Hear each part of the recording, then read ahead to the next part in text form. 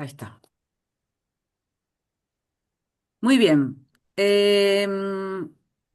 Ahí estuve cuando entré al Zoom, estuve ahí escuchando que estaban comentando un poco las impresiones del libro, que es Klaus y Lucas de Agatha Christoph, pero para hoy eh, habíamos quedado en que leíamos El Gran Cuaderno, que es la primera novela. Es una trilogía reunida en este libro que se llama Klaus y Lucas, pero que ella publicó en tres partes. De hecho, la novela en principio iba a ser esta, El Gran Cuaderno y nada más.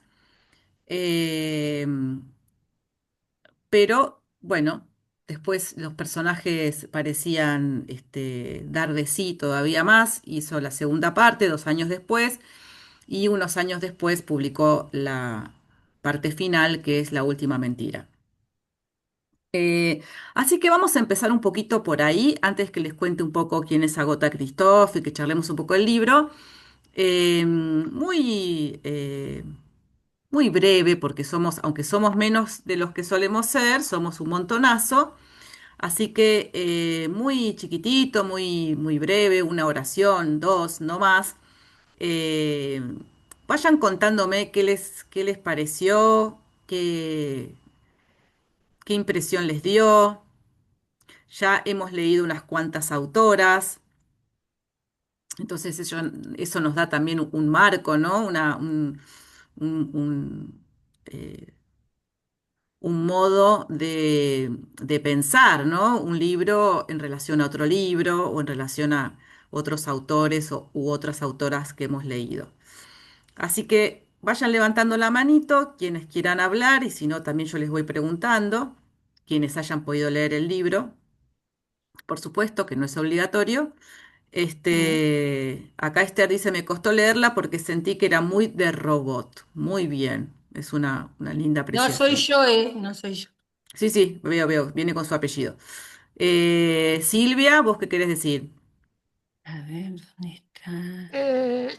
Yo me acerqué a Gota Christoph no a través de Klaus y Lucas, sino a través del libro La analfabeta. En realidad, que creo que es posterior, no es anterior. Y hace unos cuantos años, en el 2000, creo que en el 2009 lo empecé a leer. A mí me impresionó mucho el sistema de narración que parece una película en realidad. Es decir, es un diálogo que se va marcando, pero es como que uno va mirando una imagen. Es decir, me hizo acordar a los viejos cineastas que a mí me gustaban tanto, qué sé yo, sin hacer nombres, ¿no? Pero me gustó porque a mí es decir, entro como si estuviera sentada en el cine mirando la película, ¿viste? No, no es que me traba el diálogo, al contrario, me empuja y sigo. Bueno, como hace tanto que lo leí, lo que hice esta vez, releí solo el primer cuaderno. Y para la próxima vez iré leyendo el resto. Muy bien, Pero muy bien, realmente me gusta mucho. muy bien, muchas gracias. Esther, la otra Esther, Agunín. Bueno, bueno, a mí me gustó muchísimo, si bien no puedo decir que adolece, sino que no utiliza, no eligió utilizar un lenguaje más sentimental, ni más descriptivo, ni que apunte a lo emocional o a lo lírico. Me impresionó el tipo de formato, el tipo de oraciones, esa descripción que a veces parece cruenta o cruel o demasiado desnuda, pero que refleja las realidades de lo que quiere contar de un momento particular en la Segunda Guerra Mundial, en un lugar muy especial, innominado, pero me atrajo muy positivamente ese tipo de lectura. Me pareció, como dice la compañera, muy visual, como escenas de una película, pero con una profundidad en cada cosa que los chicos dicen, dialogan o le va pasando, que es impresionante. Me atrajo muchísimo. No sé si la palabra gustar es la correcta en cuanto a lo literario, pero realmente me causó una impresión altamente positiva. Es un tipo de lectura con poco material lírico, digamos, poético. Muy bien, gracias. Marta Langer. ¿Y qué tal? Buenas tardes. A mí me gustó, continuando con lo visual, yo pensé en cuadros y siempre de fondo trato de poner música cuando leo.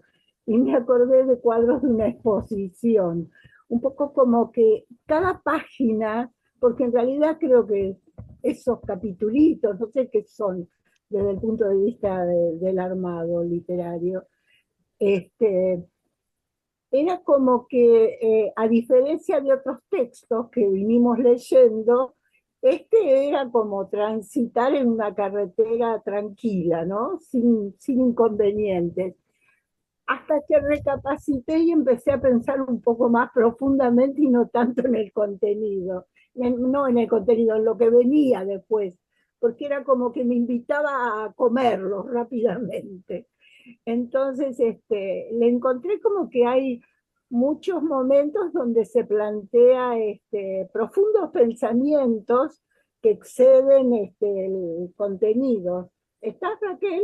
Estoy ¿O se acá. fue? Ajá, porque desapareciste de pantalla, de mi pantalla por lo menos.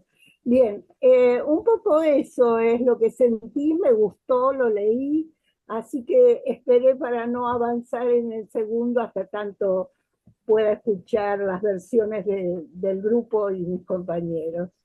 Pero Gracias, lindo, Marta. que me gustaron Eh, los cuadros. Ana,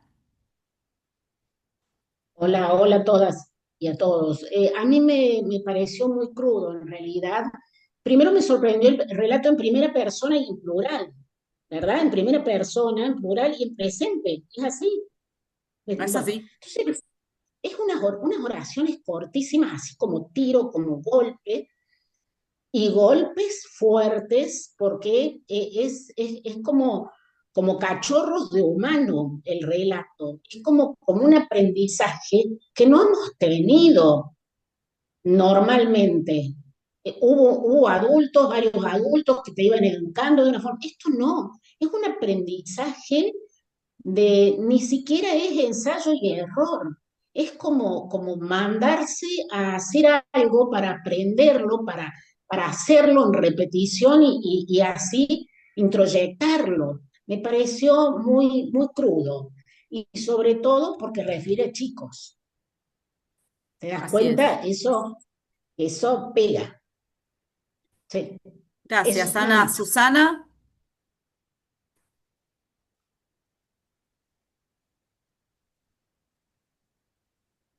Sí, buenas tardes. Yo lo había leído hace 3 años este libro y al releer ahora esta primera parte, comentaba antes de que empezáramos la clase en sí, y coincidíamos con un compañero, que sentí me cuesta encontrar la palabra adecuada, pero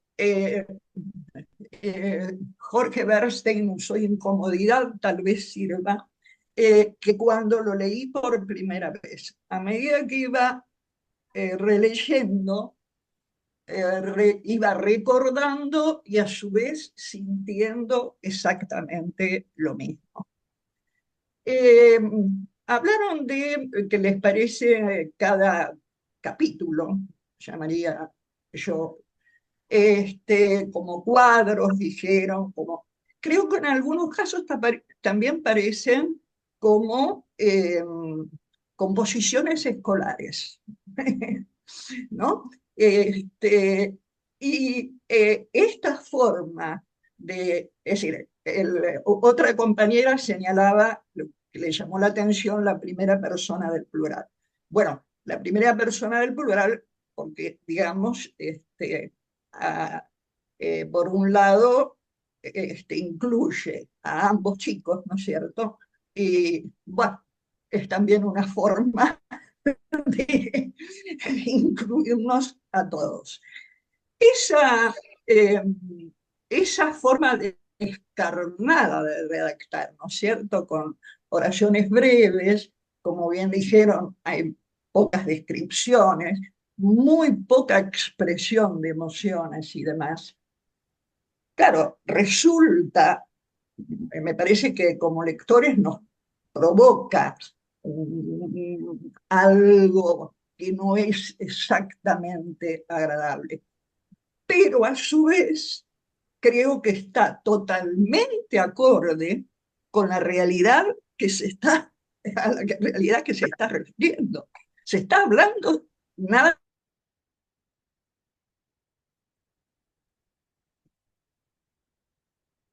ser humano tiene que buscar tratar de encontrar los medios que sean, que muchas veces no son los mejores, por supuesto, ¿no es cierto?, para sobrevivir. Y sí, es una novela de aprendizaje, pero claro, de un aprendizaje durísimo, durísima, durísimo, dado el contexto en el que se ubica, ¿no es cierto? Y los adultos que no son la mayoría eh, precisamente ejemplares, al contrario, hay que defenderse de ellos. Esa abuela es terrible, es realmente como la llamaban, una bruja, digamos, ¿no? Eh, Creo que está muy bien logrado lo que supongo que la escritora quería expresar, ¿no? Y siempre están tánatos, ¿no? Como es propio de una situación No, bélica, en el celular no tánatos puedo y de entrar, alguna manera eros, ¿no? porque me dice Que me Join parece, Meeting. bueno, no quiero robar más tiempo. Gracias, Susana. Mercedes,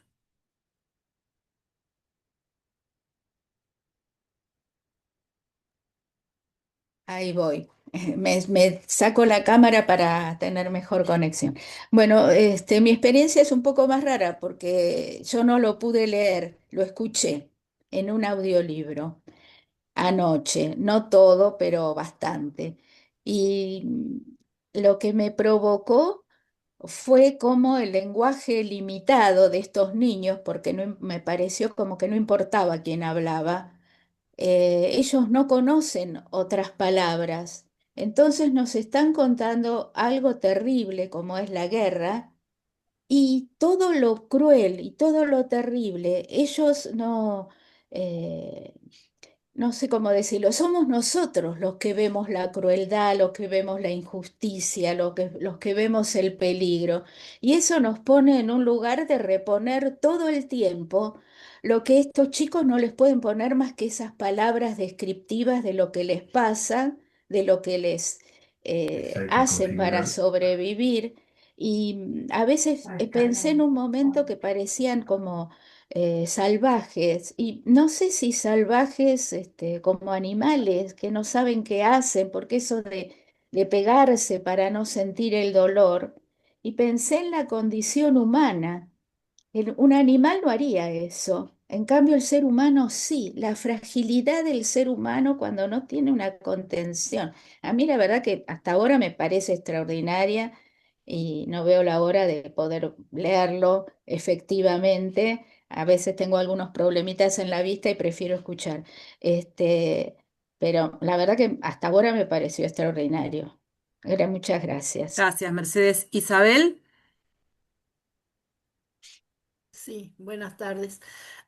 Bueno, yo no terminé de leerlo, pero ya había leído los tres libros antes, así que tengo en mente la historia completa. Eh, a mí me parece, digamos que ahora fui como mirando otras cosas, porque la primera vez me metí y leía, leía, leía, leía. Este, yo creo que la forma de redacción en frases cortas, ayudan a que nosotros como lectores sintamos la dureza de las situaciones de Klaus y Lucas. Eh, la dureza de la abuela, la dureza de la mamá también, que los tiene que dejar ahí. Eh, y como decían las compañeras, es resultado de la vida durante la guerra, de la gente durante la guerra.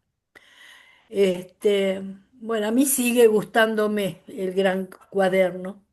Y pensaba que venimos leyendo novelas relacionadas con niños. El lector de Julio Verne, eh, el último que leímos, que ahora no me acuerdo Hamnet. también, Hamnet, este, donde los protagonistas principales son niños. Y bueno, es lindo eso también. Bueno, muchas Bueno, nada gracias. más. Gracias. Diana, Eh, em, yo lo había leído también y, y ahora leí solo la primera parte. A mí me gustó mucho, me pareció descriptivo, no como un robot, sino porque cuando la autora eh, usa el nosotros también, creo que nos incluye, porque esa dureza de los chicos a mí me parece algo muy real, a mí me parece que es una adaptación al- a la situación que están viviendo de guerra. Y yo recuerdo cuando era chica que también tuve esa sensación, bueno, voy a hacer ejercicio, me voy a bañar con agua fría, voy a ser fuerte porque yo quiero ser, irme al África, no sé. Bueno, no era una situación de guerra, pero esa preparación creo que pasa mucho en la infancia. Yo me sentí como incluida en esa parte y me pareció muy, muy realista. Nada más. gracias, Nora. Diana, Nora y después Margarita. María Margarita. Bueno, sí, me encantó, la verdad me encantó lo que leí hasta ahora. Me parece esa forma tan original y descarnada de describir la guerra a través de estos chicos que han sufrido a lo loco, no por nada son dos chukis. Me parecía increíble. La verdad, eso, me parece tan original la forma de escribir, ¿no? Las oraciones cortas, tipo bombazo, ¿no? Em, y sí, esas dos criaturas que se nota que sufren la guerra. Y ese pueblo que sufre la guerra, ¿no? Nunca tan bien descripta la guerra, me parece, como en esta oportunidad, ¿no? Por esta Christoph. Me gusta mucho hasta donde he leído. Gracias, Nora. María Margarita.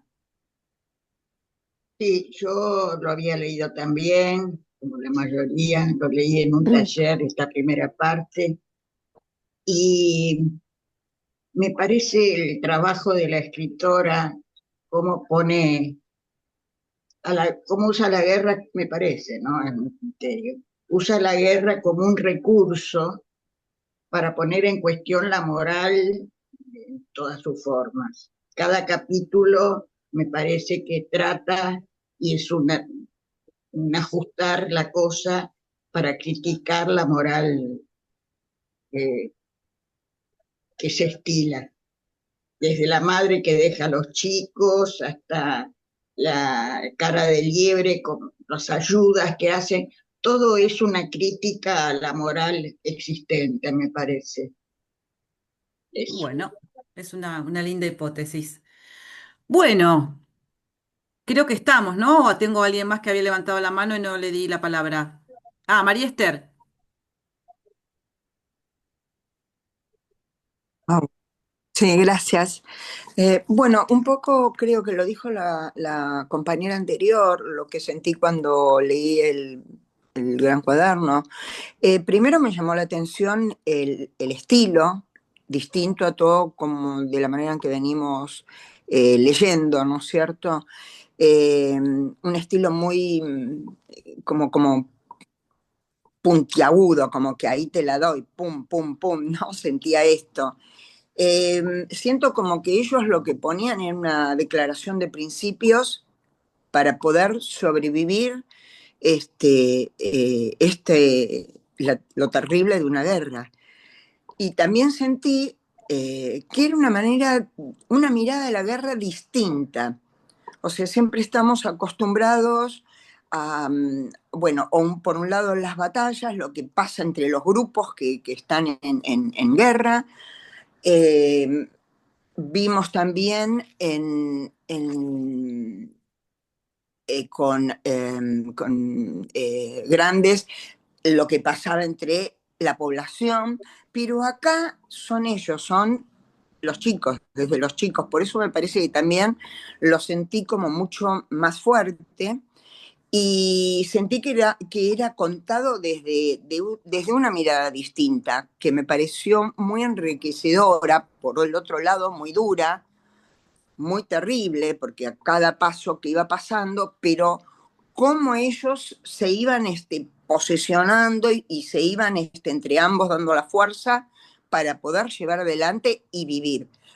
Me pensaba en todas aquellas personas sobrevivientes, sobre todo en el momento del Holocausto, que pudieron defender su vida en los campos, escapando a los campos y sobreviviendo en los bosques, sobre todo, ¿no? Escapando de los alemanes y que precisamente ahí tenía que haber como una declaración de principios para poder sobrevivir, porque si no ibas muerto, ¿no? Bueno, el libro me gustó la manera y esta nueva autora que nos acercaste, así que muchas gracias. No, gracias a ustedes. Bueno, tenemos a Daniel, después a Esther y después empezamos.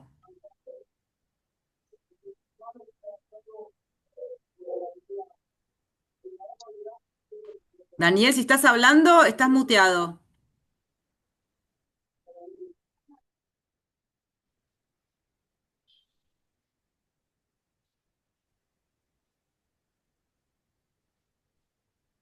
Seguís muteado. Pará un cachito. Detené tu marcha porque si no, no va a salir.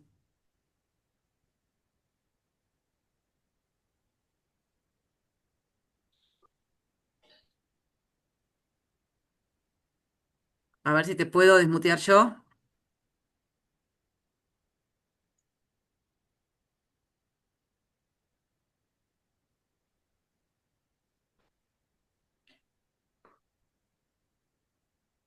No, no te puedo desmutear yo. Tenés que desmutearte vos, Daniel. Bueno, vamos con Esther mientras vas investigando. Y yo comenté al principio de que me pareció una lectura robótica, pero ese fue el primer impacto que tuve, ¿no? Y después me puse a profundizar mientras las chicas estaban hablando y comentando, de que evidentemente ella utiliza esta técnica para llegar profundamente al lector, porque desde lo racional está mostrando lo más terrible que nos podemos imaginar: violaciones, mentiras, maltrato, crueldad, de todo. Entonces uno va leyendo y está encontrando en esas palabras lo más espantoso. Entonces yo creo que ella golpea de esa manera, pero para poder llegar profundamente al lector. Así que me sorprendió mucho y al principio me produjo una sensación de decir: ¿dónde están las emociones? Por Dios. Pero ahora digo: no, esta es una manera de entrar. Así que bueno, eso. Gracias, Esther. Ahora sí, Daniel. Pero no te escuchamos, Daniel. ¿Qué cosa?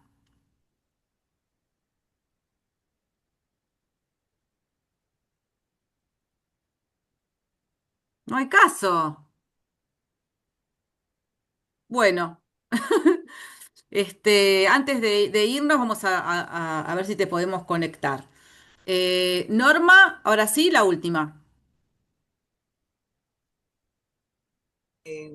Hola, cuando empecé a leer el libro, necesariamente tuve que volver a releer un poco Los niños de la Segunda Guerra Mundial de Svetlana Alexievich, no sé cómo se dice en ruso, ¿no? En donde narra qué le pasa a los chicos durante la Segunda Guerra. Claro que no tiene la misma estructura el libro de Alexievich, pero narran las mismas cosas. Acá lo hace con más crueldad en una de esas. Pero bueno, me pareció como que eran un complemento los dos libros. Eh, este yo decía, esto parece un manual de autoayuda para hacerse fuerte en algún momento. Cuando resisten el dolor, resisten el frío, resisten la falta de comida. Y después poco a poco esa degradación que van sintiendo, en donde es necesariamente producto de la guerra. No son chicos cualquiera, son chicos de la guerra. Y eso es, sí, me pareció terrible, pero evidentemente tuve que aceptarlos. No podían ser de otra manera. Y por otra parte, mi mamá siempre decía, lo que se hereda no se roba. La abuela era tal cual. Así que los chicos tenían la genealogía por un lado de la abuela y la situación de la guerra. Y me gustó bastante, bastante me gustó. Ya le digo, hoy volví a leer a Alexievich. Muchas gracias. Bueno, ¿empezamos? Sí. ¿Sí? Que tengo aquí algunos pendientes con la mano levantada. Los dejamos para cuando hacemos una pausa o cuando vamos terminando.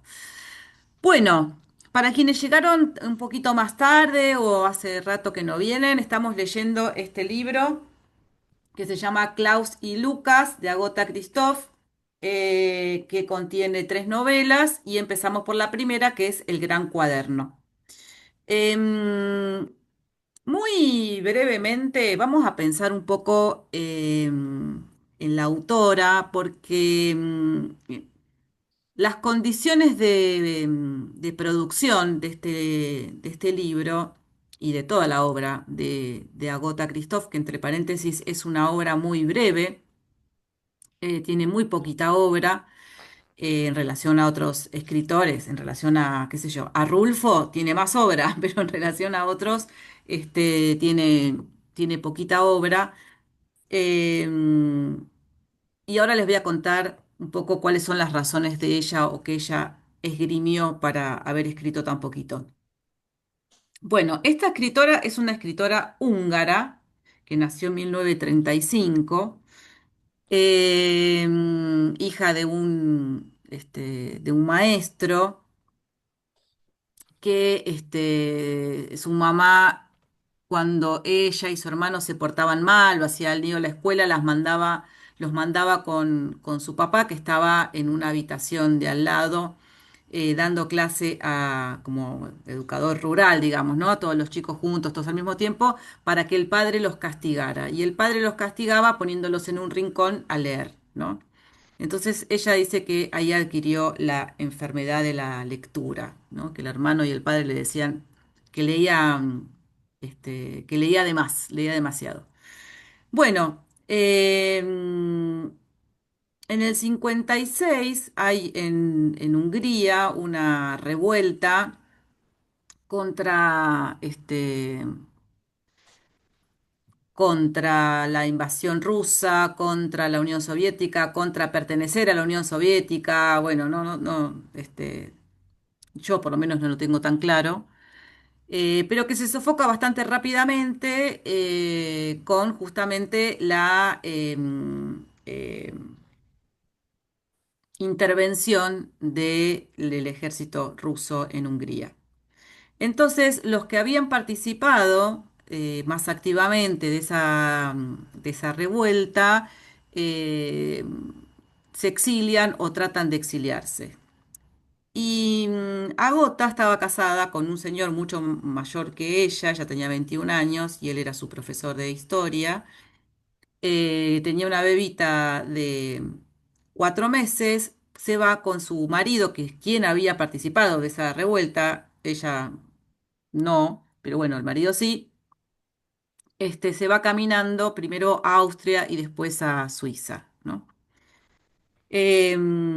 Este exilio es muy importante para la obra de Agota. Ella tiene una experiencia de escritura previa, amén de la lectura en la casa de su padre y su madre. La escritura empieza a suceder cuando ella tiene unos 13 años más o menos, que la internan en una escuela, en un internado, ¿no? Este, y la pasa bastante mal, parece. eh, no sé si tanto por las condiciones de severidad de la escuela, sino por la separación de su familia, ¿no? De esa cosa abrupta que sucede con los niños y las niñas que las mandan a estudiar a un internado. Entonces consigue soportarlo más o menos escribiendo en un gran cuaderno también e inventando un código privado que ya después más tarde va a decir que si intentara leerlo en ese momento no podría porque ya no se acordaría cómo era el código, pero en todo caso en un código que solamente entendía ella para que nadie más entendiera su diario, ¿no? Y más o menos de ese momento data su afición por la poesía, ¿no? Ella empieza escribiendo poesía. Pero bueno, volvamos al 56, donde tienen que, o salen rajando a pie, cruzan la frontera, este, y se van con unos bolsos bastante parecidos a los que llegan Klaus y Lucas, ¿no? Un bolso con pañales y cosas de la nena y un bolso este, con libros y con diccionarios. Entonces, primero pasan por Austria unos meses y después llegan a Suiza, a donde en Suiza el marido tiene una beca como profesor de historia y ella le consiguen un trabajo en una relojería. Para quienes tengan ganas de seguir después de este libro con un poquito más de Agota Christoph, les recomiendo Ayer, que es un libro increíble e increíblemente triste, donde podemos ver parte de esa experiencia de obrera en la relojería, aunque está contado desde el punto de vista de un señor, ¿no? Em, pero la cuestión es que ella no hablaba una palabra de francés.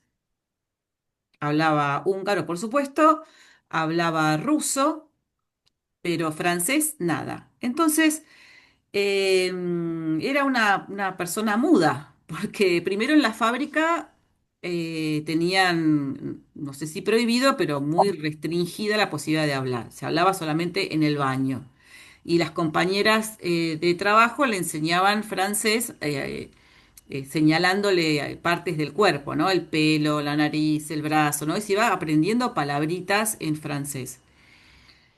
Em, Ahí ella dice que siguió con la poesía porque el trabajo rutinario y el sonido de la fábrica, que es siempre igual, ¿no? Y siempre tiene como las mismas, los mismos compases, ¿no? Le servía para componer poesía. Entonces que tenía unos papeles ahí en el cajón en la fábrica de relojes y cuando tenía el verso completo lo iba anotando, en húngaro, por supuesto, ¿no? Entonces, cuando llegaba a la casa, que era un trabajo muy sacrificado, porque a las 5 de la mañana se levantaba, dejaba a la nena en la guardería, después iba llegaba a las 7 a la fábrica y salía a las 5, pasaba a buscar a la nena por la guardería y bueno, todas las tareas de cuidado y de manutención de una casa, ¿no? Entonces, cuando estaban Mm, los chicos dormidos, porque ya después tuvo otro niño ahí en Suiza, pasaba con un diccionario francés-húngaro lo que había escrito al francés. Pero siempre seguía con un manejo del idioma muy limitado, muy limitado.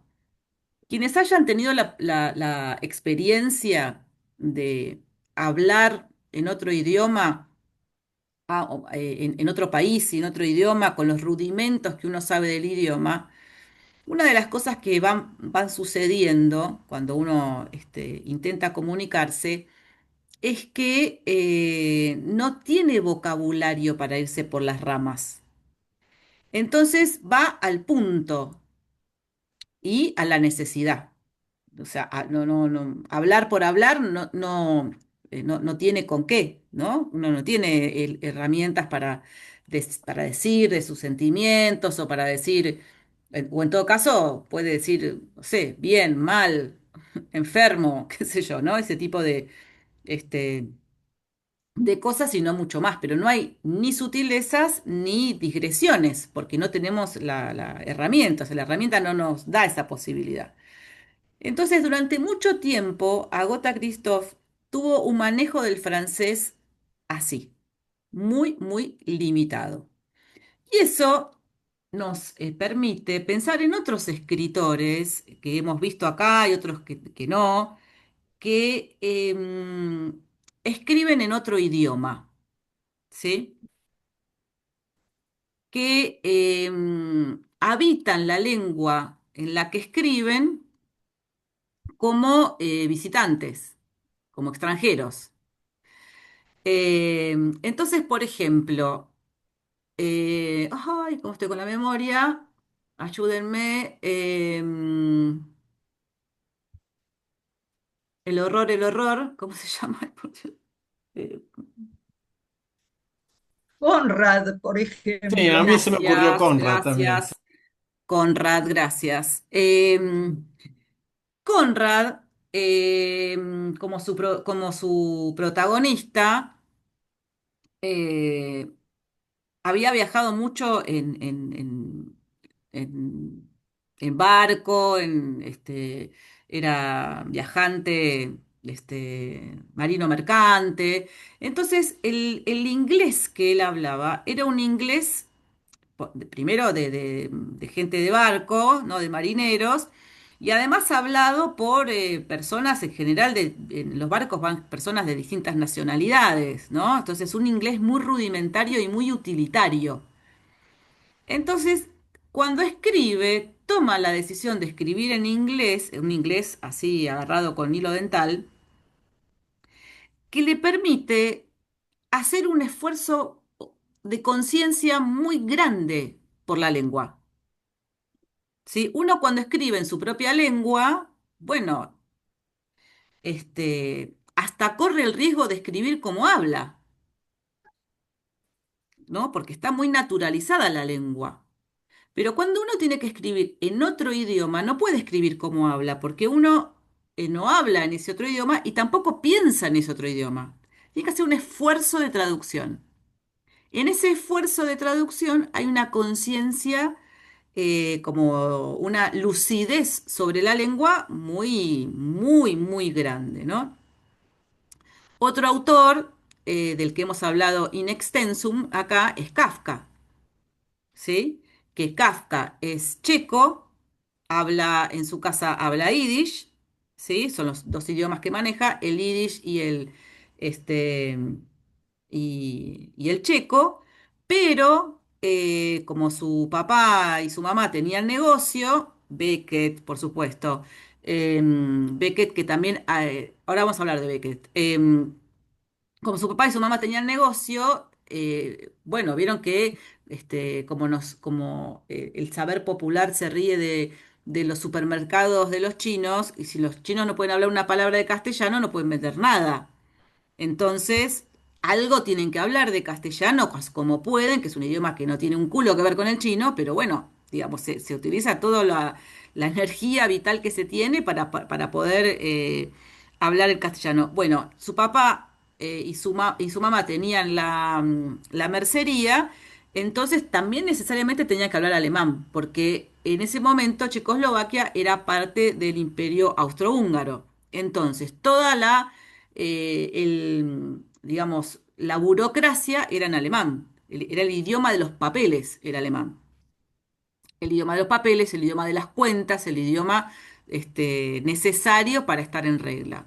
Y entonces Kafka aprende alemán recién cuando va a la escuela.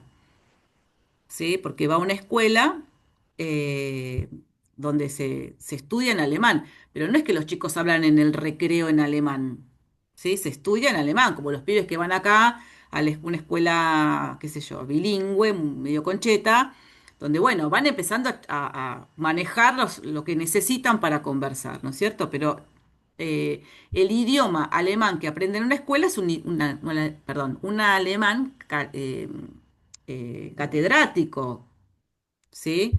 Un alemán engolado, un alemán con mucho rucucú. Entonces, lo que hace Kafka es tomar una decisión consciente de usar el alemán como un extranjero, ¿no? Esto lo hemos hablado mucho. Por eso es muy fácil traducir Kafka, porque vieron que el alemán tiene muchas palabras hechas de varias palabras, ¿sí?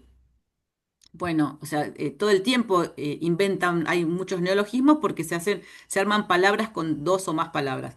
Bueno, él no usa esos, no usa neologismos, no usa palabras difíciles, escribe en alemán, vamos a decirlo ya que estamos en este día hablando de niñeces, como un niño. ¿Sí? Como un extranjero, como alguien que tiene que ir al punto para decir lo que quiere decir, porque no tiene tantas palabras, no tiene sinónimos, no tiene... Entonces, Beckett, eh, a diferencia de Agatha Christoph, toma la decisión de escribir en francés. Acá, ella no es que toma la decisión de escribir en francés, sino que, bueno, vive en un país, en una zona de Suiza donde hablan en francés. Entonces, eh,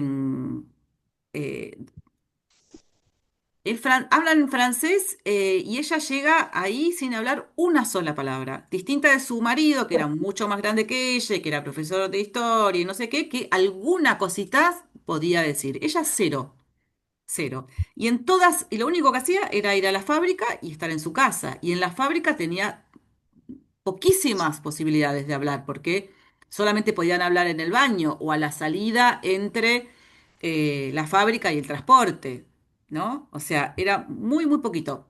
Eh, Después se inscribe en la universidad para tratar de aprender el idioma, y la inscriben en los cursos más de principiantes y un poquito va rimando, pero le cuesta un montón. Entonces, para que veamos este objeto que tiene mucha importancia en el libro, más bien eran ella y su diccionario, ¿no? El diccionario era su libro de cabecera.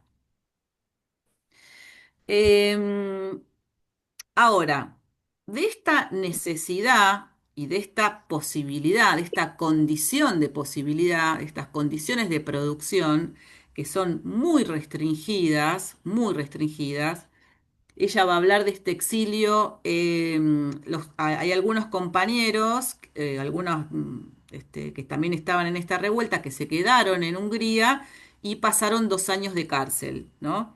Entonces ella dice, realmente hubiera preferido pasar 2 años de cárcel a esos 5 años primeros de exilio, porque fueron de un sufrimiento tremendo. 4 amigos, o no sé si eran amigos de antes, pero que en todo caso se exiliaron con ella y con su marido, se suicidaron de Hungría a Suiza. O sea, era muy duro. Los primeros 6 meses estuvieron en un cuartel, así con este alambrado, la gente los iba a mirar como en un zoológico, les pasaba chocolatitos por los agujeritos del alambre, cigarrillos, o sea, era muy duro. Y después la fábrica, que era como otro cuartel. ¿sí? O sea, los trataban con amabilidad, pero una vida muy, muy complicada.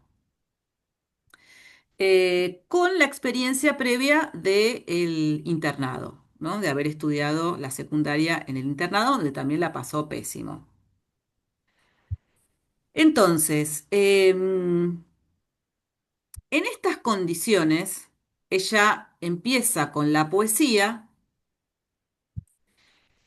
pero después empieza a incursionar con el teatro, que también le da la posibilidad de una escritura austera.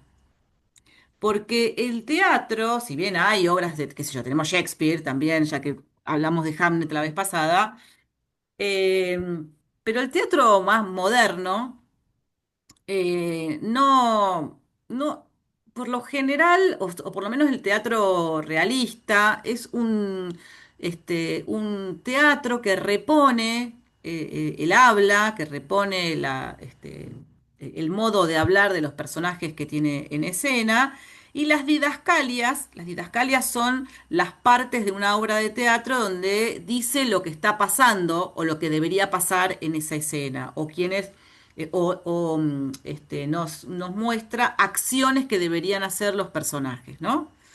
Las didascalias también tienen, digo, por lo común, ¿no? Pero digo, tienen una función muy práctica, ¿sí? De poner al director, la directora, actores, actrices en el lugar donde el autor o la autora quiere que estén.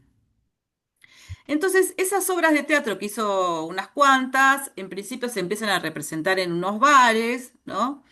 Donde por ahí no va mucha gente, porque estamos hablando de bares, no de teatros. Digo, para que vayan enganchando también con algunas cositas del libro, ¿no? Eh, y después empiezan a representarse en la radio. La radio, ¿sí? Tiene bastante de estos ejercicios que hacen los chicos, ¿sí? Ahora vamos a volver a ese ejercicio en particular. Y entonces empieza a dar talleres o cursos de teatro en la universidad también, como forma de tratar de zafar de la fábrica de relojes, que era una pesadilla, donde empieza a hacer ejercicios con sus tallerandos, con sus alumnos y sus alumnas. Y producto de esos ejercicios va escribiendo algunas de las cosas que salen ahí, ¿no? Em, entonces, la idea, digamos, de ponerse a prueba, de ejercitarse, ¿no? De ejercitar el cuerpo, de ejercitar la percepción, de ejercitar eh, este, las acciones. Ustedes saben que hay una máxima de Stanislavski, que es un maestro de teatro muy importante de la primera Unión Soviética, que dice objetivos claros, acciones precisas. ¿Sí? Entonces, en el teatro, vuelvo a insistir, estamos hablando de clásico, ¿no? No estamos hablando este, en el teatro hay de todo, por supuesto, ¿sí? Como en la literatura hay de todo. Pero digo, en el teatro clásico, del teatro de conflicto, ¿sí?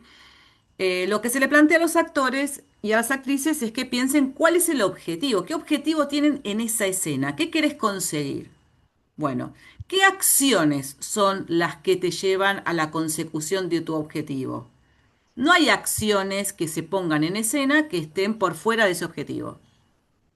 ¿Sí? Entonces, objetivos claros, acciones precisas, precisión. ¿Sí? Entonces, su poética, su forma de escribir, está muy vinculada a estas dos cuestiones, diría yo. Una, a la conciencia de la lengua en función de tener muy poca, y otra a el teatro, ¿sí? Ella dice, en el teatro no hay florituras, no hay engorde, no hay nada que sobre, no hay grasa, dice ella. El teatro no se engorda. Todo lo que pasa tiene un sentido.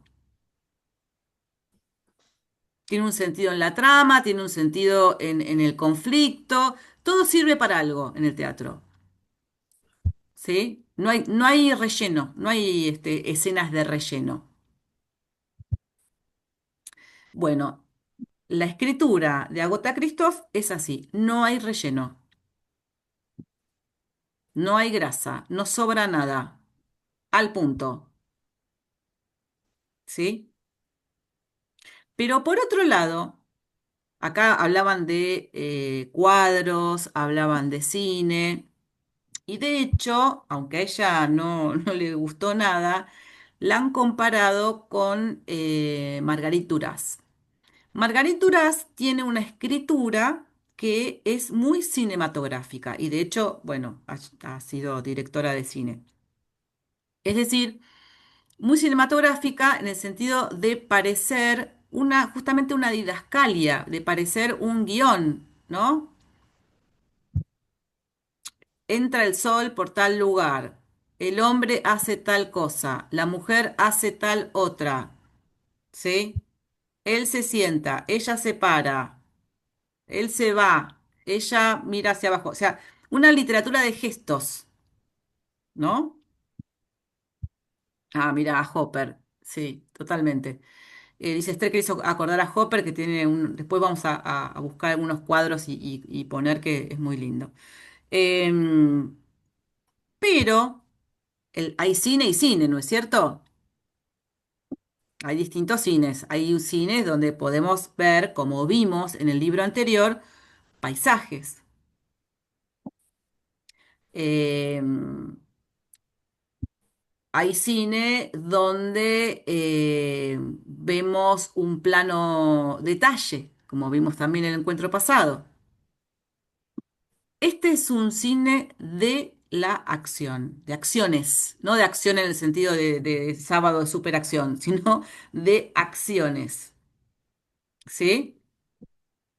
De gestos en el sentido más kafkiano del asunto, es decir, la definición de gesto es un movimiento dado a ver a un otro. O sea, es un movimiento que tiene la finalidad de que otro lo vea. Está dado a ver, ¿sí? Si yo hago así, es un gesto que está dado a ver a un otro. Y los gestos necesitan de contexto, porque si yo hago así, ustedes no saben si estoy diciendo hola o chau. Necesitan contexto para entender este gesto, además de código cultural que compartamos, ¿no? En Egipto hacen mucho así. ¿No? Que los que venimos de acá, hoy tenemos una educación más tana, parece muy provocador, ¿no? Pero tiene un significado completamente distinto. No tiene nada que ver con estar ni preguntando qué te pasa, ni qué querés, ¿no? Es un gesto que significa otra cosa. Entonces, damos contexto y compartir un código. Entonces, lo que vemos si bien es muy visual, lo que vemos es lo que hacen, lo que pasa, ¿sí? Entonces, yo les voy a leer ahora porque una de las cosas que a mí me impacta más de este libro, muy impactante desde muchísimos costados, es que dentro del mismo libro vamos a encontrar, ustedes decían, que estos niños se van construyendo unos principios, ¿no? Se van construyendo una regulación acerca de qué sí y qué no. Bueno, ella además va construyendo un qué sí y qué no dentro de su poética. ¿Cómo habría que escribir? ¿Sí? ¿Y qué es? Y yo creo que es acá hablaban de la moral, yo creo que el gran tema del libro es la verdad, la verdad y la ficción, ¿no? Este, que pensando en Kafka, que es un autor al que siempre vuelvo. Hay muchos, ya les contesto muchas veces, pero hay muchas formas de analizar a Kafka porque, bueno, porque es tan fuerte, ¿no? Lo que él escribió, sobre todo el proceso, ¿no? Y teniendo en cuenta que él murió en 1925, o sea que no llegó a conocer al nazismo más que en sus albores, ¿no? Más que en sus intuiciones. Entonces parece muy premonitorio el proceso en el que se juzga a alguien por ser, o por no sabemos por qué carajo, pero nunca nadie se lo explica, pero el castigo es brutal, ¿no? El castigo es la muerte. Y se utiliza todo el aparato del Estado para juzgar para darle legalidad a una cosa completamente irregular e ilegal. El principio mismo de la democracia republicana y del Código Penal es que se juzga actos, no personas. ¿Sí? Entonces, una forma es pensarla desde la sociología, otra forma es desde la psicología, otra forma es de la religión, la alegoría, porque cuando escribe El Castillo, donde está este lugar inalcanzable, qué sé yo, bueno, algunos piensan que es Dios ese lugar inalcanzable. Bueno, a mí me gusta una autora que me gusta muchísimo, que es Marta Robert. Dice, todas esas disciplinas no deberían ser usadas para analizar un escritor. Deberíamos analizarlos en sus categorías, en las categorías de la literatura, ¿no? Y entonces ella dice, y tiene bastante fundamento, lo fundamenta muy bien, que donde nosotros vemos en la realidad, a ver, cuando pensamos en que sus personajes, o las cosas que pasan reflejan la realidad, vamos a decir así, ahí donde tenemos a un personaje como el K de El Castillo, que es extranjero, que muchas veces no entiende el idioma, que bla, bla, bla, ¿no? Vemos un reflejo de la realidad. Ella dice, la realidad refleja su propia conflictiva, es decir, utiliza la realidad para contarnos su propia conflictiva. Y su conflictiva siempre está alrededor de la literatura.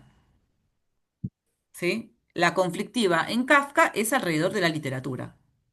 Entonces, lo inalcanzable, el dolor de ser o de no ser, o la transformación, donde piensa el hombre, escribe el bicho, ¿sí? Está más cerca de pensar cuál es su posición frente a la literatura que de hacer una crítica social, por decirlo de alguna manera, ¿no? Entonces, volviendo a Agatha Christoph, eh, ella plantea unos principios acerca de cómo escribir que son de una radicalidad muy grande y parecen muy sencillos, pero son muy complicados. Entonces, les voy a leer primero, eh, aunque está después, a ver dónde nos encontramos. Ejercicio de ceguera y de sordera. ¿Sí? Yo les propongo que lo escuchen en clave de escritura, en clave de cómo habría que escribir. Dice, uno de nosotros hace de ciego, el otro de sordo. Para entrenarnos, al principio, el ciego se ata una pañoleta negra de la abuela ante los ojos y el sordo se tapona los oídos con hierba. La pañoleta huele mal, igual que la abuela. Nos damos la mano y vamos a pasearnos cuando hay alerta, cuando la gente se oculta en las bodegas y las calles están desiertas. El sordo describe lo que ve. La calle es recta y larga. Está bordeada de casas bajas, solo planta. Son de color blanco, gris, rosa, amarillo y azul. Al final de la calle se ve un parque con árboles y una fuente. El cielo está azul, con algunas nubes blancas. Se ven aviones, 5 bombarderos, vuelan bajo. El ciego habla lentamente para que el sordo pueda leer sus labios. Oigo los aviones. Producen un ruido entrecortado y profundo. Su motor sufre. Van cargados de bombas. Ahora ya han pasado. Oigo de nuevo los pájaros. Si no, todo estaría silencioso. El sordo lee los labios del ciego y responde, sí, la calle está vacía. El ciego dice, no por mucho tiempo. Oigo unos pasos que se acercan por la calle lateral, a la izquierda. Tienes razón, aquí está, es un hombre. El ciego pregunta, ¿cómo es?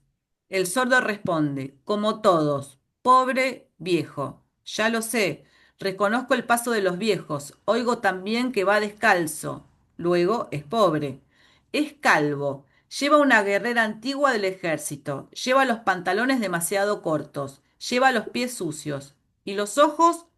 No se los veo, mira hacia el suelo. Y la boca, los labios demasiado hundidos, no debe tener dientes. Y las manos en los bolsillos. Los bolsillos son enormes, llenos de algo, quizás de patatas o de nueces, porque forman pequeños bultos. Levanta la cabeza, nos mira, pero no puedo distinguir el color de sus ojos.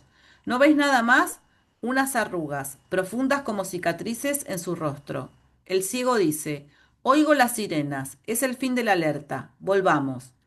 Más tarde, con el tiempo, ya no tenemos necesidad de pañoleta para los ojos ni de hierba para los oídos. El que hace de ciego sencillamente vuelve la mirada hacia el interior y el sordo cierra los oídos a todos los ruidos. Bien, entonces, ¿qué si yo no le pongo ni un juicio previo, ni me adelanto, ni le pongo, ni imagino lo que sienten? ¿Qué veo? ¿Vale lo mismo decir casas de colores que decir los colores de las casas? ¿Vale lo mismo decir sobrevuelan bombarderos que decir aviones que cargan bombas?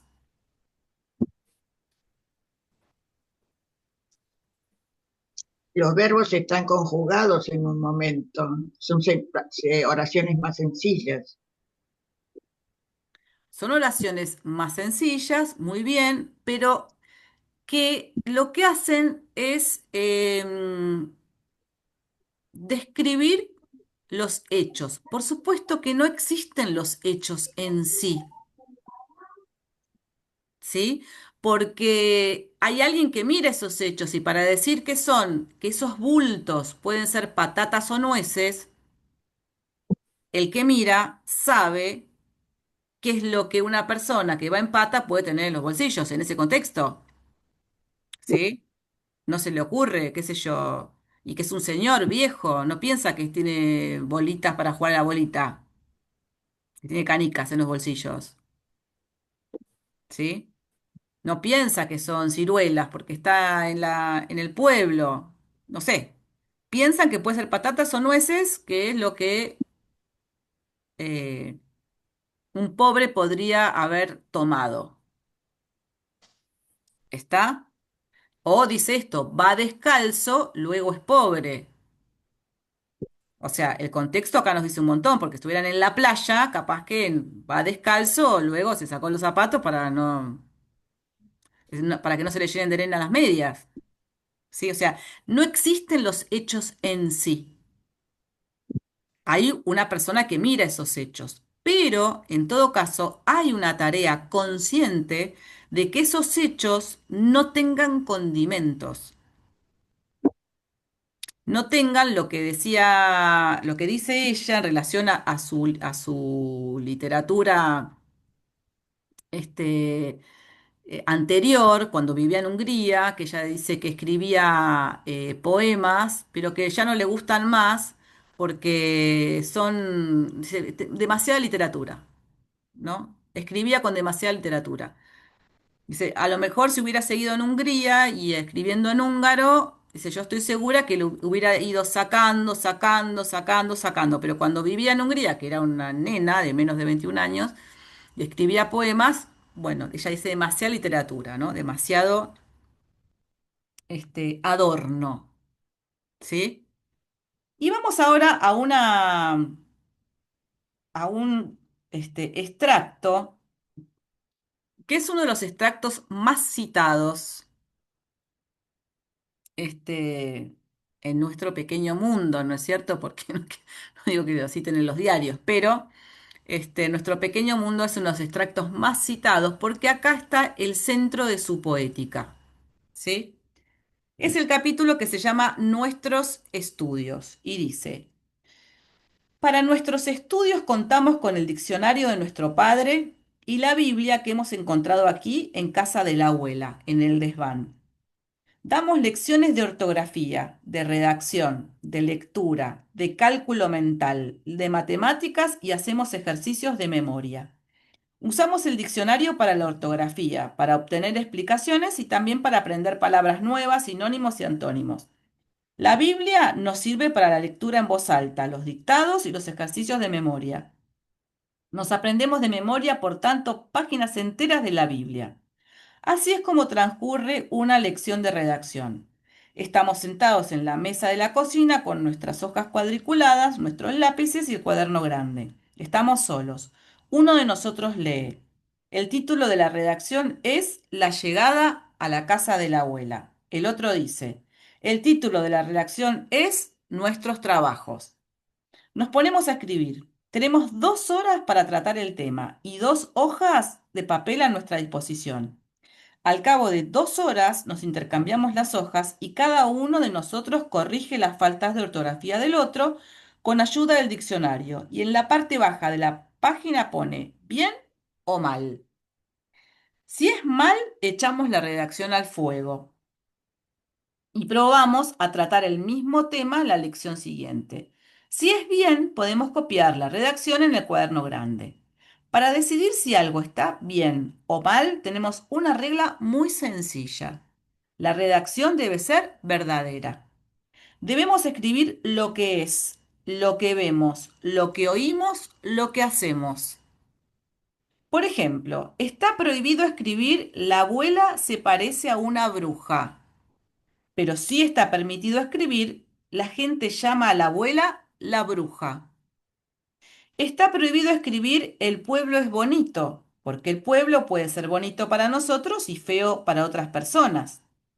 Del mismo modo, si escribimos el ordenanza es bueno, no es verdad, porque el ordenanza puede ser capaz de cometer maldades que nosotros ignoramos. Escribimos sencillamente, el ordenanza nos ha dado unas mantas.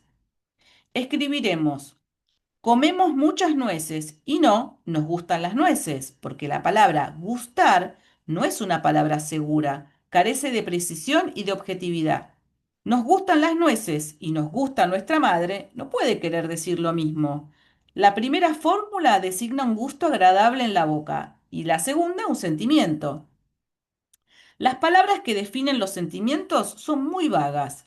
Es mejor evitar usarlas y atenerse a la descripción de los objetos, de los seres humanos y de uno mismo, es decir, a la descripción fiel de los hechos. Ahí, amigas y amigos, está todo. ¿Sí? Entonces, esta escritura, entre comillas, sencilla, es muy compleja porque hay que desprenderse de todo, hay que desprenderse de todo y quedarse solo con esas cosas, con lo que veo, con lo que escucho, con lo que es, con lo que pasa. Chimpún, ¿sí? Es como esculpe en piedra la señora, ¿no?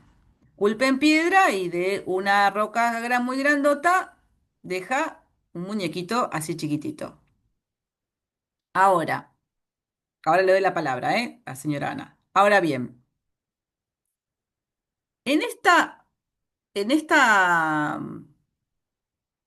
en este esculpir la palabra, y digo esculpir no solamente por el trabajo, ¿sí? De quedarse con lo realmente imprescindible. Hay una regla en teatro para pensar si una escena va o no va, es que si la saco y em, la obra puede seguir en pie, es porque la escena sobra. Si yo puedo ver la obra y la obra sigue en pie sin esa escena, la escena sobra. Entonces, está esculpida y cuando uno tiene que esculpir, tiene que pensar muy bien qué palabra va a poner, porque es un trabajo muscular agotador.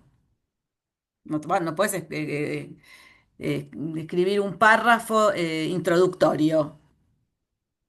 No, vamos al punto y ya está. Eso por una parte. Por otra parte, si nos ponemos a pensar, por ejemplo, las guerras actuales, ¿no? Por ejemplo, Gaza. Gaza y las niñas y los niños. Que si bien hemos visto, por supuesto, imágenes de niños y de niñas llorando, lo que vemos en general es niños y niñas viviendo, hasta que no viven más, ¿no? Pero digamos, viviendo. Y para vivir en esas condiciones, lo que van intentando seguramente esos niños y esas niñas es no dedicar energía a llorar por lo que no hay, a pensar en lo que extrañan, lo que falta, ¿no? Toda la energía está puesta en la condición vital de no morir. Toda la energía está puesta ahí. Cuando leímos hace ya mucho tiempo Si esto es un hombre, ¿se acuerdan de Primo Levi? Que bueno, él quería escribir como Agota Christoph, pero venía de otra tradición. Entonces lo que para él era austero, no era muy austero, ¿no? Él venía de leer este, a Dante Alighieri. Entonces lo que para él era austero, no era tan austero. Tenía un montón de imágenes, un montón de metáforas, etcétera. Pero bueno, lo que les quiero decir es que una de las cosas que él describe en su capítulo Los hundidos y los salvados, que después le da título a otro de la trilogía del campo de concentración, es que nadie tiene energía, porque comen -20, ¿sí? Entonces, ¿a qué, en dónde se pone ese poquito de energía vital que queda? Bueno, es lo que diferencia un poco a los salvados y a los hundidos.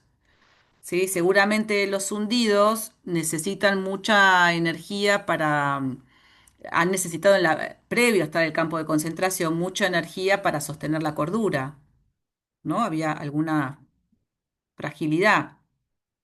Y entonces son los que llaman los musulmanes, ¿sí? Los musulmanes porque hacen este movimiento como si estuvieran rezando a la Meca, ¿no? Los judíos también rezan así, no sé por qué dicen los musulmanes, pero este. Y los salvados, bueno, han logrado poner esa energía que necesariamente va para adentro, porque hay que reconcentrarse para sobrevivir al hambre, en algo de darle la mano a alguien, ¿sí? Darle la mano en sentido simbólico, ¿no? Compartir algo con alguien, una palabra, un estar, ¿no? Un no perder conciencia de que existen las otras personas. Y para eso, bueno, hay una red simbólica que ya estaba hecha, ¿no? Los que mejor sobreviven son los que tienen eh, que pueden agarrarse a algo que está más allá de ellos mismos, ¿sí? A la ideología, a a las narraciones o a la religión mismo, ¿no? O sea, algo que les permita un sentido posible a lo que están viviendo. Y los que menos posibilidad tienen son los que no tienen esa red simbólica. Y también la red concreta de solidaridad. El gesto, ver que existe algo de humanidad, la mirada, ¿sí? Etcétera. Entonces, lo que hacen estos niños que están en formación y no tienen una red, no tienen una red, ¿sí? No hay, o, digamos, han tenido, con lo cual tienen este, eh, tienen, digamos, un soporte que les permite no morir, digamos, y se tienen el uno al otro, lo que hacen es sobrevivir. ¿Qué pasa cuando un ser humano queda totalmente desgajado de cualquier otro interés que no sea sobrevivir? Y entonces el ser humano más, justamente, más sin grasa, para decirlo en términos de Agota Christoph, sin grasa en el sentido de sin ningún condimento, de la vida vivida, de los amores tenidos y no tenidos, bla, bla, bla, es el que ha vivido muy poco, o sea, un niño recién salido del cascarón. Entonces, es como em, digamos, la quinta esencia de la humanidad. Entonces, el riesgo de vivir situaciones traumáticas y además socialmente traumáticas, o sea que hay una trama comunitaria que ejerce un trauma sobre esa misma trama y con lo cual sobre cada uno de los individuos de esa trama, no es el sufrimiento, porque el sufrimiento hay donde ponerlo. El peligro es la apatía, el peligro es la anestesia, el peligro es adormecer todo sentimiento y toda capacidad de armar un vínculo con el otro para sobrevivir. El capítulo final es muy ejemplar de esto, ¿sí? No sé si ustedes lo recuerdan o han llegado hasta ahí, no se los quiero espolear. Pero en todo caso, en este último capítulo vemos cómo son capaces de un acto atroz sin ninguna sensación de atrocidad. Porque para cruzar el alambrado que está electrificado, necesitan que pase alguien primero para que se electrifique y además pise y sepamos dónde hay bombas y dónde no hay, para poder pasar y por lo tanto sobrevivir. Fin, no hay maldad. ¿Vieron? No hay animosidad. Justamente hay falta de. Entonces, la peor crueldad, que es lo que nos muestra Agota Christoph, la peor crueldad no es la del odio, porque eso lo podemos meter en alguna red de significantes. O sea, es difícil entender por qué alguien odia, por ahí, no sé. Pero se sabe que con alguna herramienta capaz que uno puede llegar a entender por qué odian. ¿Sí? Y en todo caso, alguien que me odia me reconoce como sujeto que hizo algo o que es algo, lo que sea, odiable. Pero alguien para quien yo no significo más que un medio, es lo peor, porque no hay manera que yo pueda conmover a esa persona, ¿no? Para que no me haga pasar por el alambrado, porque no hay odio, no hay nada. Y no hay amor. Fíjense en cuando los ejercicios, que están los ejercicios para soportar el dolor físico y están los ejercicios para soportar las palabras. Las palabras que humillan, que dan ganas de llorar, y las palabras amorosas que recuerdan a mamá y dan ganas de llorar. Entonces, lo que se provocan es el vaciamiento del lenguaje, que ya las palabras no signifiquen nada, no significan nada ni hijo de puta y tampoco significa nada tesorito. Nada me hace sentir nada. Ya no lloro ni cuando escucho esa palabra que me hace acordar a mi mamá y ya no lloro cuando escucho que me humillan. Ya no lloro más, no lloro más. Entonces, el peligro de una generación de infancias educadas en ese tormento es que quienes sobrevivan a la Franja de Gaza, quienes logren sobrevivir, no sientan nada. Por eso es tan importante, tan importante, tan importante que los que estamos por fuera del conflicto, que estamos por fuera, que no estamos viviendo en la guerra, les podamos servir de espejo, podamos conmovernos, prestarles nuestro cuerpo para que puedan ver que lo que están viviendo es brutal, porque nadie vive la brutalidad y dice, che, qué brutal que es esto, loco. No, se vive minuto a minuto a minuto y se vacían los significantes de significado. Los significantes como palabras y los significantes como signos, ¿no? Se empieza a vaciar. Por eso es tan importante cuando escuchamos un testimonio de alguien que vivió una situación muy traumática, poder prestarles nuestro cuerpo para que esas palabras impacten en nosotros y quien las cuenta ya de manera burocrática, porque ha separado el afecto de ese relato, pueda volver a juntar el afecto con lo que está contando.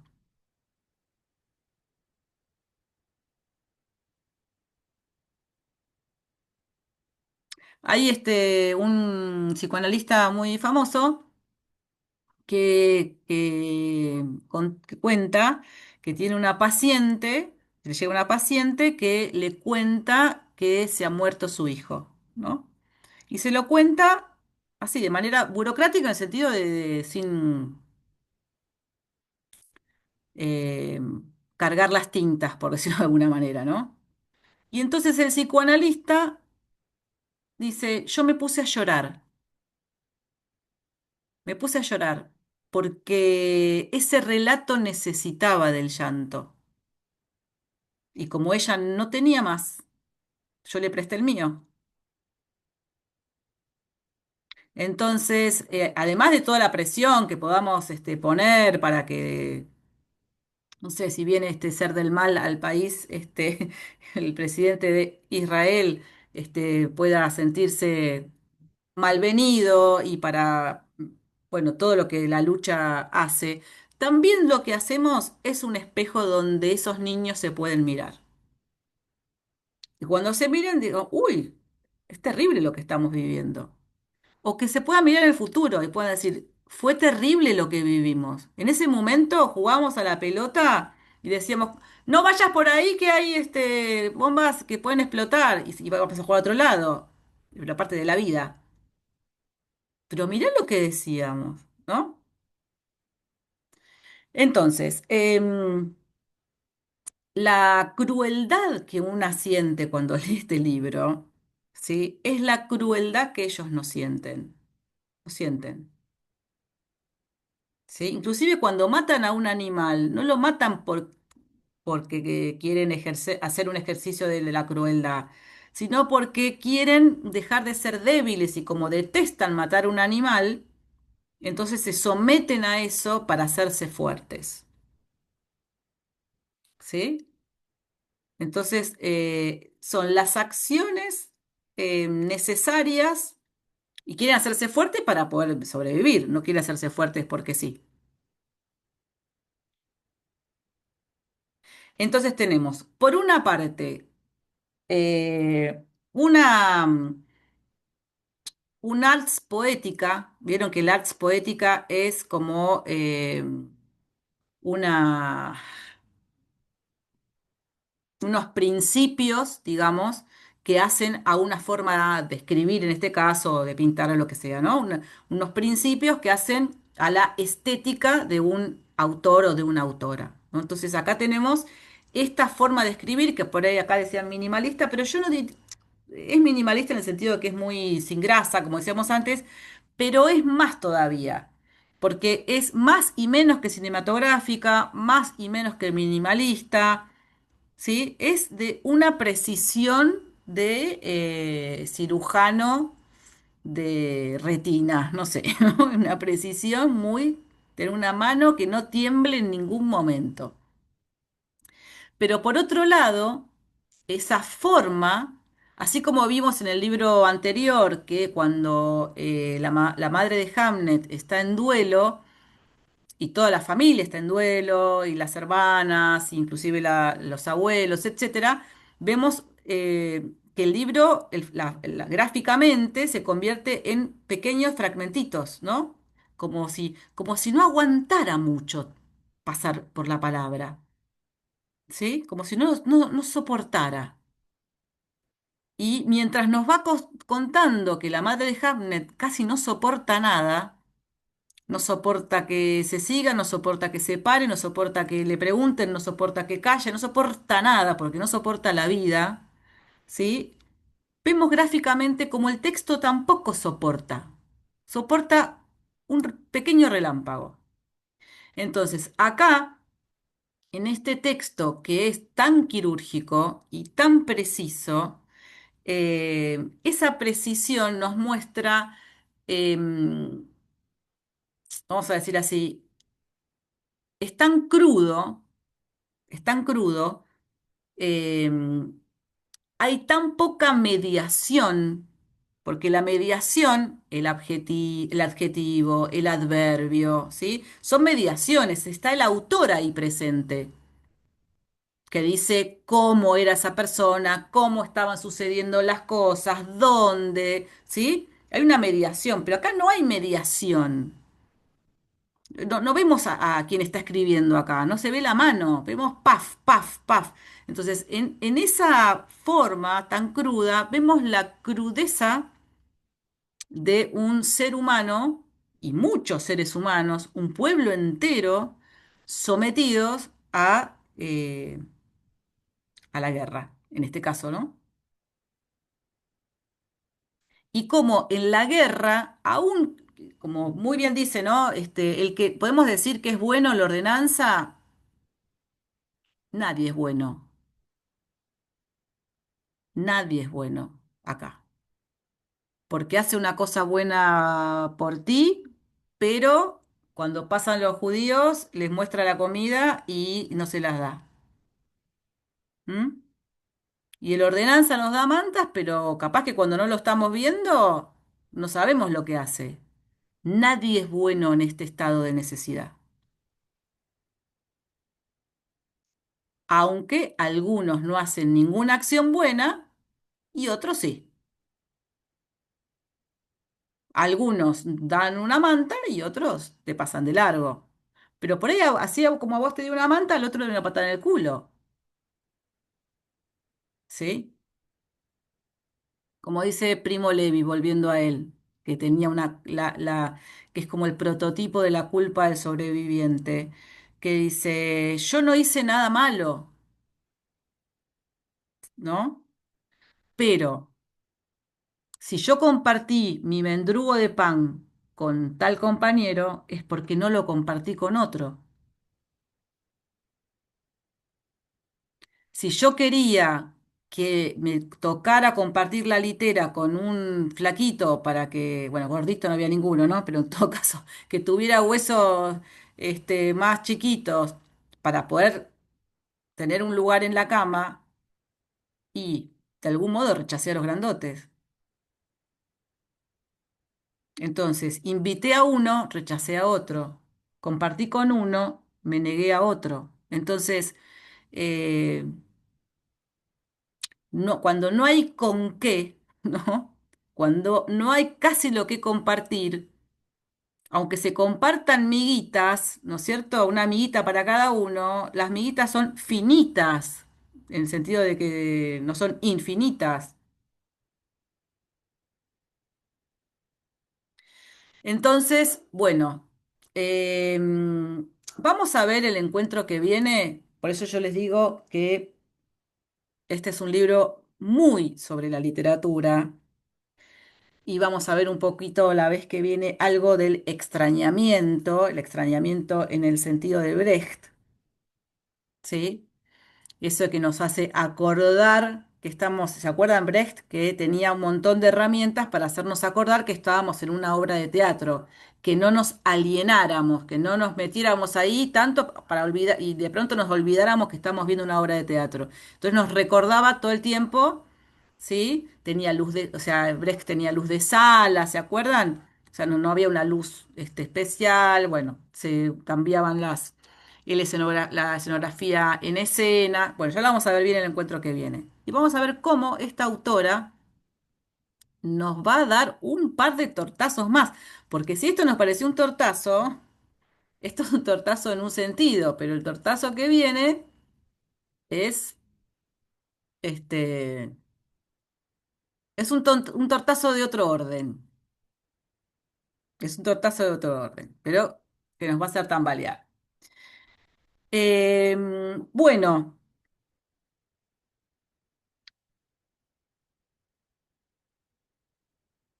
esta autora yo creo que recontra aplica a nuestro conjunto de extraordinarias, porque es realmente extraordinaria, y cuando publica el Gran Cuaderno, rápidamente, bueno, cuando logra publicarlo, porque no le es muy fácil, pero cuando lo logra, rápidamente tiene bastante reconocimiento para ser una mujer, ¿no es cierto? No vayan a creer que se ganó el premio Nobel, pero para ser una mujer húngara, etcétera. Pero bueno, fue traducida a muchos idiomas, cosa que no esperaba. Bueno, entonces le hicieron muchas entrevistas. Y eh, una de las cosas que le preguntaron, que preguntaban, era por qué no seguía escribiendo. Porque ella tiene eh, esta novela, que son tres novelas, La analfabeta, que es un librito de no más de 40 páginas, que es como sus memorias, Ayer, eh, y otro que se llama, depende de la traducción, pero algo así como Ya no importa, que son cuentitos, nada más. Y después obras de teatro, ¿no? Y dejó de escribir bastante tempranamente. Eh, entonces ella dijo, ¿y para qué voy a escribir? Ya no voy a escribir mejor de lo que escribí.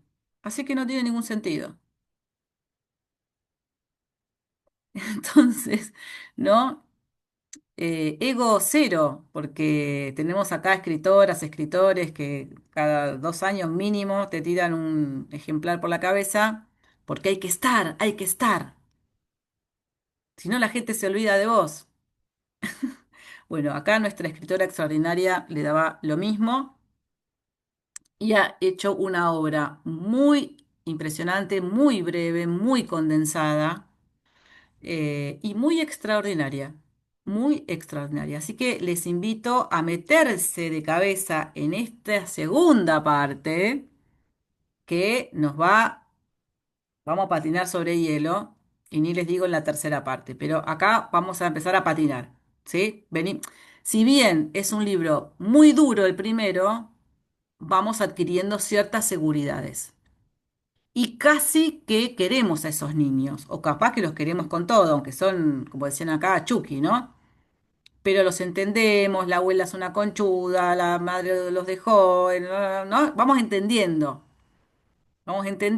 y y tenemos una mente racional que necesita de motivos, y cuando tenemos el motivo nos tranquilizamos y vamos entrando en código. Bueno, en el segundo ya nos va a empezar a romper todo. Muy bien. Bueno, Ana, te tengo colgada hace un montón. Por ahí ya pasó lo que querías decir. Raquel, escuchándote, entendí, porque yo decía, mira todo lo que hacen, el para qué, en pleno estado de excepción monstruoso, ellos encontraron el para qué, pero el para qué de estas infancias nacidas, desarrolladas en guerra, y mencionaste Gaza, cuánto hace que sufren los palestinos, estos para qué son muy distintos al soldado de cualquier bando que pelea para que este estado de excepción se achique. Pero estos chicos pareciera que han planteado el futuro en ese estado de excepción.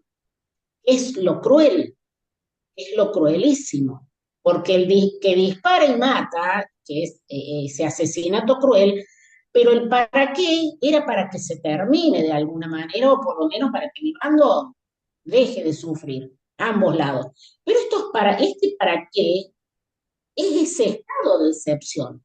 Pero lo entiendo a raíz de que vos decís que ella vivió el exilio, que es otro estado de excepción, es otra sobrevivencia, que es un para que volvamos y que se vayan los otros.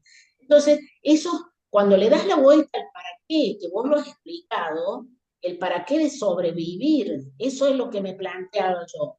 Pues yo decía, estos encontraron un para qué. Y me imaginaba los otros extremos que no tenían ese mismo para qué. Eso. No sé si se me lío. Gracias. Bueno,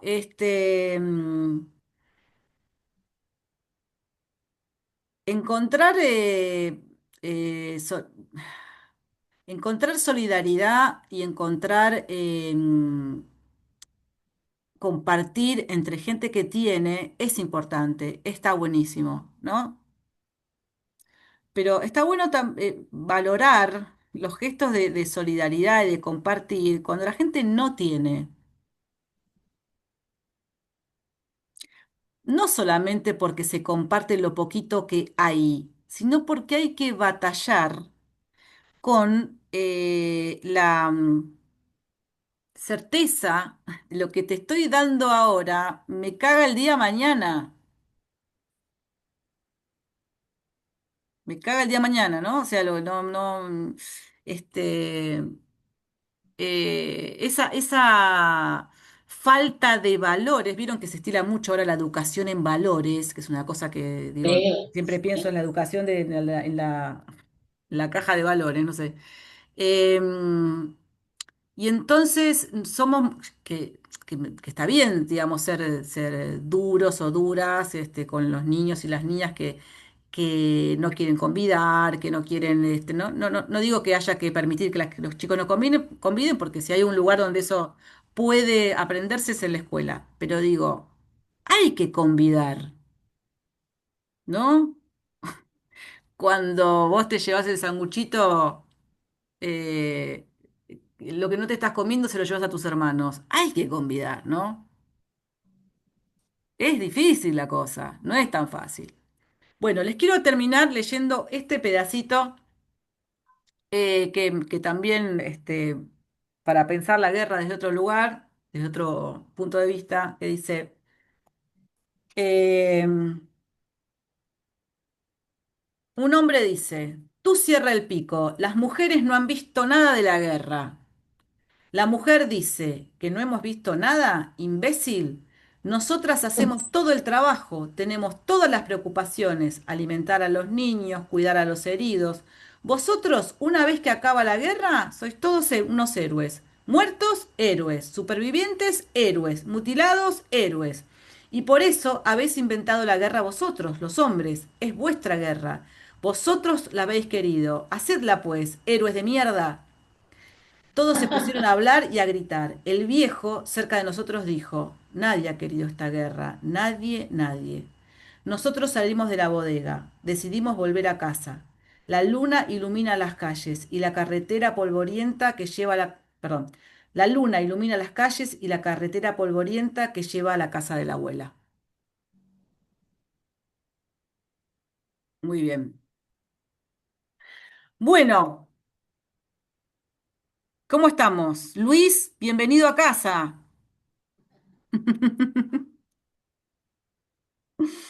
Raquel, pero alguien quiso la guerra. Eh, Eh, Alguien quiso la guerra. Y ni les digo cuando alguien es dueño de una empresa de armamento, ¿no? claro. Es como decían cuando, no sé, cuando yo era niña, los piojos eran una de mis cosas más odiadas del mundo y estaba siempre muy pendiente de los productos que salían para eliminar los piojos. Tenía un pelo muy largo, muy difícil. Pasar el peine fino era un tormento, etcétera. Bueno, entonces se decía, había un rumor, un mito urbano, de que las empresas que hacían los productos contra los piojos plantaban los piojos en los areneros, ¿no? Que no sé si es cierto o no es cierto, pero tiene bastante sentido, porque si las empresas son tan buenas como dicen que son y eliminan todos los piojos, y bueno, dejan de vender matapiojo. Entonces, ¿de qué vivirían los que venden armas si no hubiera guerra? Entonces, bueno, hay que hacer la guerra. Y si no hay más fácil que provocar una guerra cuando se tiene dinero. Así es.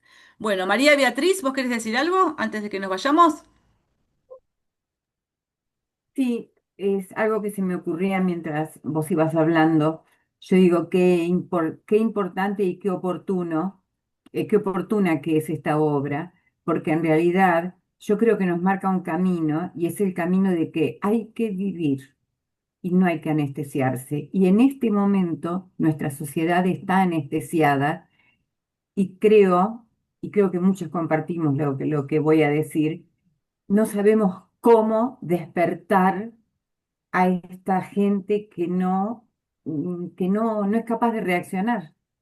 Entonces, me parece que yo ya lo había leído este libro, no tuve oportunidad de releerlo para la clase de hoy, pero me impactó en aquel momento y me fascina ahora todo el panorama que abriste, porque realmente yo creo que es así, ¿viste? Que es como si volviera a ejercer la docencia, lo pondría como literatura obligatoria, mira, para que los chicos, ¡boom!, sacudirlos, despierten que hay que vivir. Pero bueno, qué sé yo. Yo por lo menos lo viví así, me pareció Hermoso. espectacular ¿Vieron lo que leíste. me van a ayudar con la memoria porque entre cuántos somos? 56 personas en la sala, entre todos vamos a sacar el nombre. Eh, ¿Cómo se llama? El director de El Castillo Vagabundo, de Totoro, de El viaje de Miyazaki. Chihiro. Aquí, ¿Cómo? Miyazaki. Miyazaki, Muy bien, Miyazaki, gracias. algo Bueno, así. tiene una película espectacular sobre la guerra, mucho es sobre la guerra, que se llama El viento se levanta y que tiene una frase digna de tatuaje, que es El viento se levanta, hay que intentar vivir. Así que vamos a tratar tanto de poner el cuerpito en la calle cuando hace falta, como de poner el cuerpito en las cosas que nos hacen bien, ¿sí? Las cosas que nos hacen bien. No hay nada más anticapitalista que poner nuestro cuerpo en algo cuyo único objeto es pasarla bien. Y si es con otros, bueno, ya ahí somos, como diría Mafalda, eh, sujetos del palito de abollar ideologías. Ajá. Bueno, nos vemos entonces el miércoles que viene. Vamos entonces con la segunda novela, que es La prueba de este libro de Agota Christoph, y les voy a dejar ya mismo, no esta clase porque la tengo que, no sé qué procedimiento hay que hacerle, pero ya mismo les voy a dejar una película eh, que vi, una película húngara que tiene como material este libro y que es muy linda. Es un desafío muy grande hacer una película con este libro porque acá toda la cuestión está puesta en la palabra, en cómo impacta la palabra. Entonces no esperen no hay ninguna traducción que no sufra de un formato a otro, ¿no? Esta también sufre, pero al mismo tiempo tiene cosas que valen realmente la pena, que realmente valen la pena. Y para terminar, les agradezco a todos los compañeros y compañeras que me han mandado mensajes a este llamado que hice a la solidaridad de ¡Feliz cumple! Ay, ¡Feliz gracias. cumple! Gracias. Ay, feliz Gracias por cumpleaños. hacerme sentir una piba, que acá me Pero si siento justo ¡Ay, jardín de feliz cumple! infantes. posición Por de favor, largada. Raquel. Feliz cumple, Por Raquel. favor, feliz cumple. Muchas gracias, muchas gracias. Estuvo bueno mi cumple. Posición de largada en los mejores años, sí. Eso dicen. No, Raquel, pero quería cumple, agradecer a Raquel. los que me Muy feliz escribieron, cumpleaños, gracias, Raquel. que los que me escribieron para contarme sus anécdotas de la Guerra Civil Española, del almacén de ramos generales, y me quedan pendientes algunas personas que me escribieron que ya les voy a llamar, lo que pasa es que me lleva mi tiempo con cada uno, sí, tomar nota, qué sé yo, pero ya les voy a llamar para que conversemos o para que me manden un audio o me manden algunos recuerdos. Me han sido muy útiles y me han llenado de historias preciosas, preciosas, de la vida de ustedes. Bueno, ahora sí, nos despedimos. Bueno, Nos vemos el Bueno, miércoles que viene. gracias, Muchas gracias por Raquel. la Hasta confianza. luego. Gracias, Chao, gracias chao, Raquel. Raquel, Feliz muchas cumple. gracias. Chao, Gracias. chao. Y feliz